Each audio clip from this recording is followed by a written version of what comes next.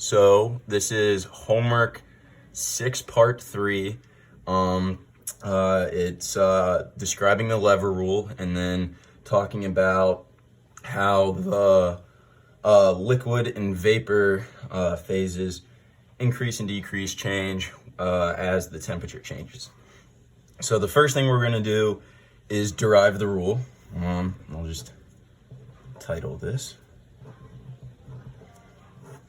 And we use a couple formulas to get it. The first one is just a balance of component equation, and that is Z1F equals XI L plus YI V. And our V right here is the moles of vapor. L is going to be the moles of liquid. And then we have Zi, which is the mole fraction in feed.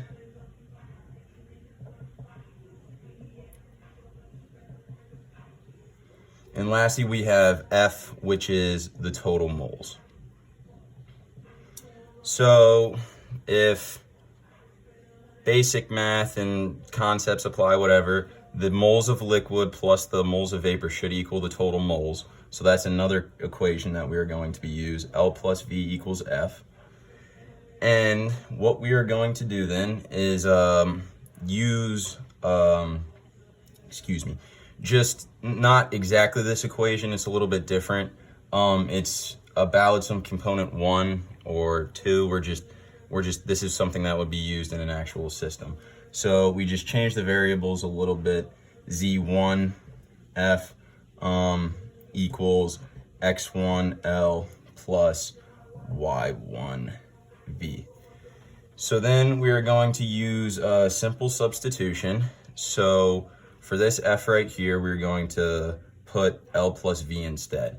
So we'll have Z1 times L plus V, and then that'll be set equal to XIL or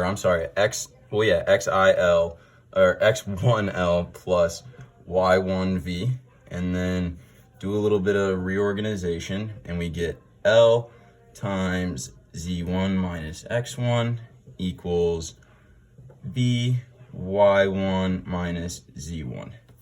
And then we just divide Z1 minus X1 over to the other side and divide V over to the other side. So we get L over V is equal to Y1 minus Z1 over Z1 minus X1. So right here, this is our equation for the lever rule.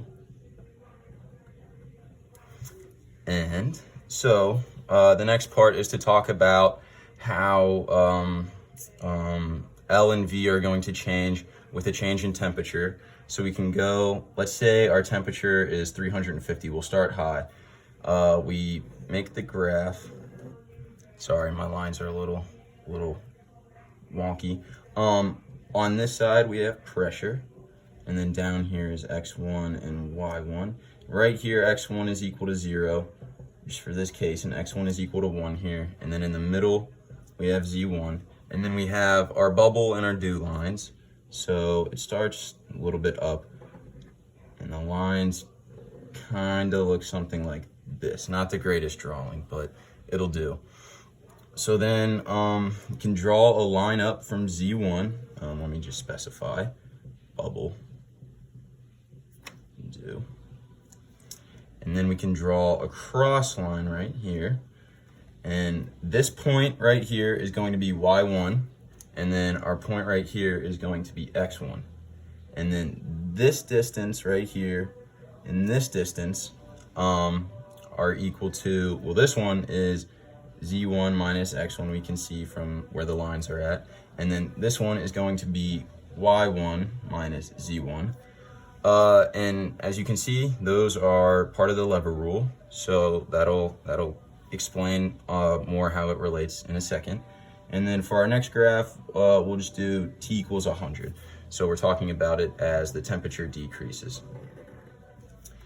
And so what that graph will look like, it's a little different, but the dew point is a lot more bowed out, and the bubble, or I'm sorry, yeah, the dew is more bowed out, and the bubble is a little more straight, not as much. So we have all of our same points, x1 equals to 0, and then x1 equals 1, and we got pressure for the y-axis, and then x1 and y1 for this axis.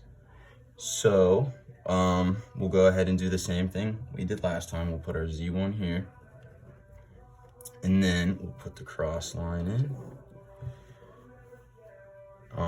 And then I'll go ahead and draw the little parts, and that is y1, and it's kind of a small point, that's x1.